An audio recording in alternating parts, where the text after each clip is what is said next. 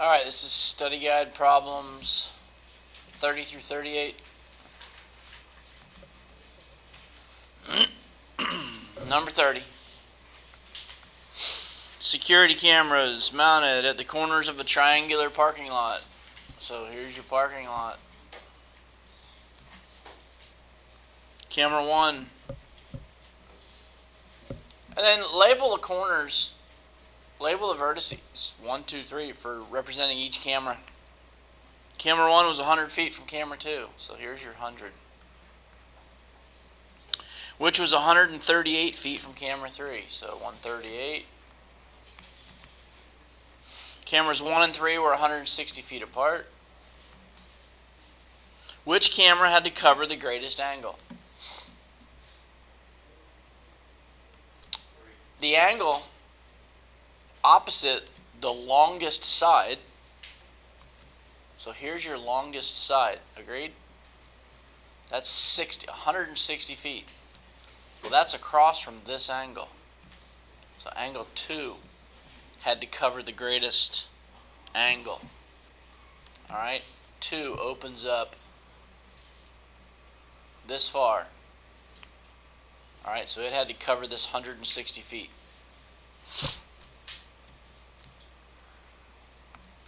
Number 31, which of the following must be true? The diagram is not to scale. So in number 31, same concept, but a little bit in reverse. Now you're comparing a couple of sides based on the angles. So you've got triangle ABC on the left, and you got a 29-degree angle and 2 congruent sides. Triangle FGH is on the right, 2 congruent sides and an 87-degree angle. And you're asked which of the following must be true, and it's a multiple choice. So look, this 29 degrees is across from side AC, and this 87 degrees is across from side FH. So F to H has to be greater than A to C. Alright, that's one way of writing it. The other way of writing it is that AC is less than FH. Okay? Then match up the answers, and that's answer B there.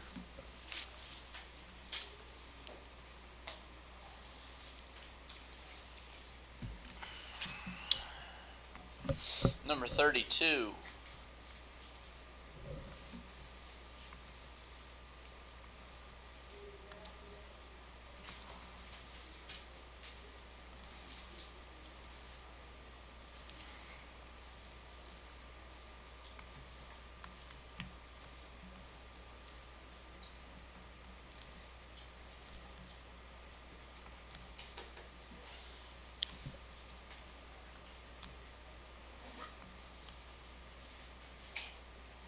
What is the range of possible values for x? So in this case, you've got a 2x degrees angle that's across from a 22, and you have a 34-degree angle that's across from a 30. So your 2x has to be less than the 34, because the 30 is greater than the 22. So if 2x has to be less than 34, 2x has to be greater than 0. So in this case, if you divide everything by 2,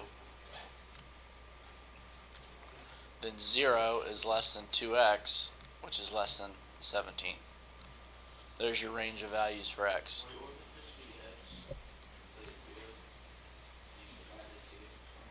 Yep, it would be just x in the middle, my bad.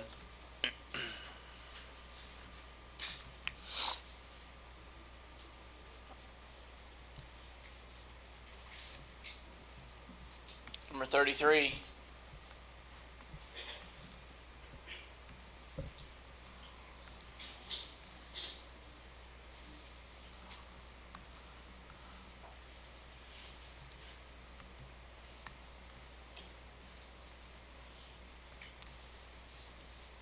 Your 10x degree angle is across from an 18. Your 6x plus 20 degree angle is across from a 14. And you're asked to find the range of possible values. So in this case, the 6x plus 20 has to be less than the 10x. Alright, and now the 10x has to be less than something. But you have to write a separate equation. When you've got x's on either side of the inequality, you have to break this apart and say that 10x is less than 180. Now you solve for x in both inequalities to get your range of values. So you can subtract 6x from each side right here. And 20 would be less than 4x, and then divide by 4. So 5 would be less than x. And then over in this other equation, you would divide both sides by 10. And x would be less than 18. Alright, and now you can take your two answers and write one compound inequality. And that would be that 5 is less than x, and x is less than 18.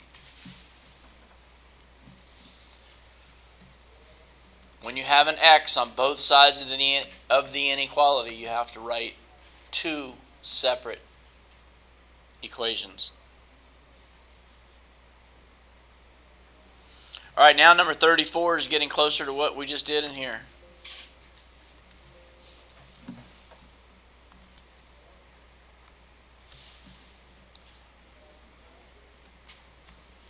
What is the sum of the angle measures of a 29 gon? Well, remember, sum of the angle measures is n minus 2 times 180. N minus 2 times 180 is equal to the sum of the angles.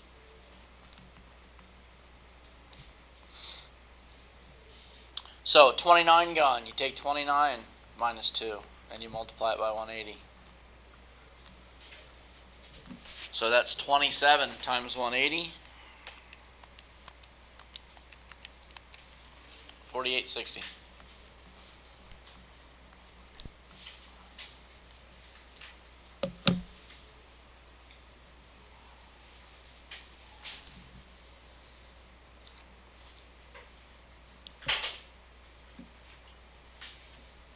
Number 35 says the sum of the angle measures of a polygon with S sides is 2340. Find S. So now, this is number 35. You're going to take your n minus 2 times 180, and you're going to make it equal to 2340, which is the sum of the angles. If you solve for n, that'll tell you how many sides the shape has. So you can divide both sides by 180. These will cancel. N minus 2 will be equal to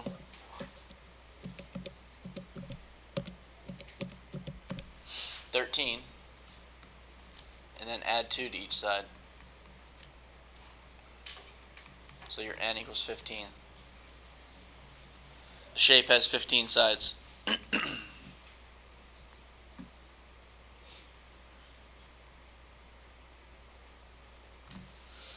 Number 36 asks you to find the measure of one angle in a regular 20 gon. Alright, so that formula is sum of the angles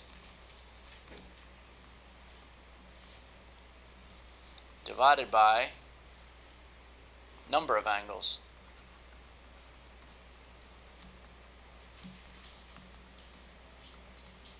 And the number of angles is the same as the number of sides. So in this case, that would be 20 minus 2 times 180 divided by 20.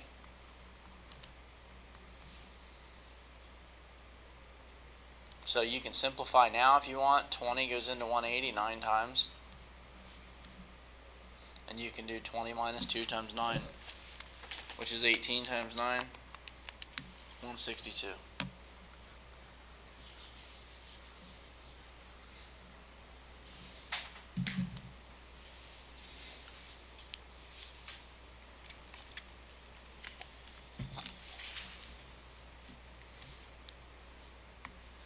Number 37.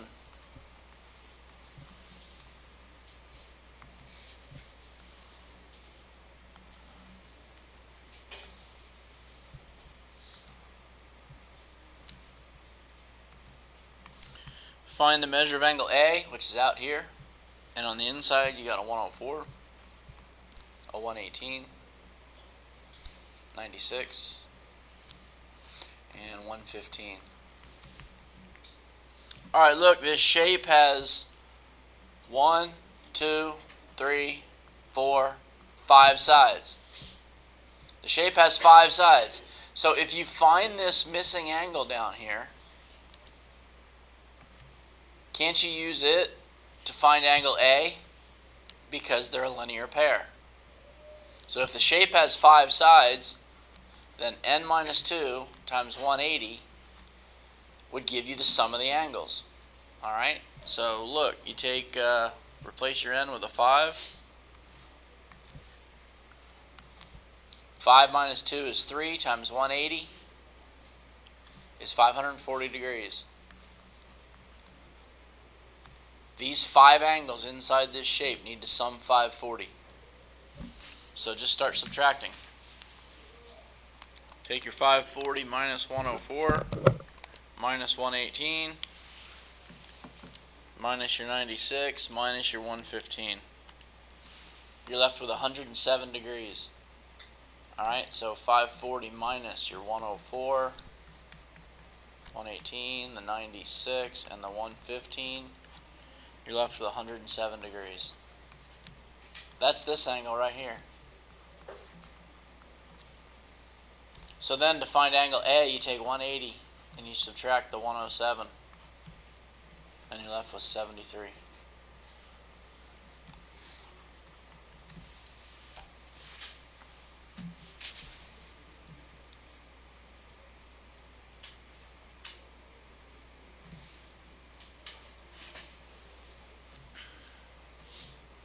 And number 38.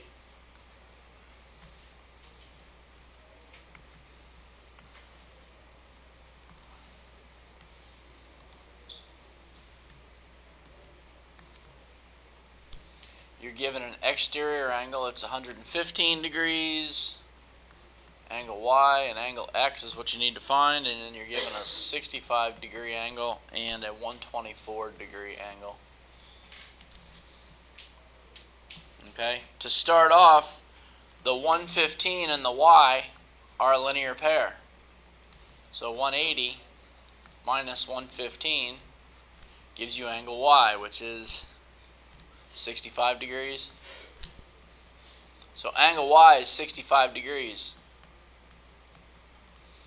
Now the 4 angles inside of this quadrilateral have to sum 360. So if you take 360 and you subtract 65 and you subtract 65 and you subtract a 124,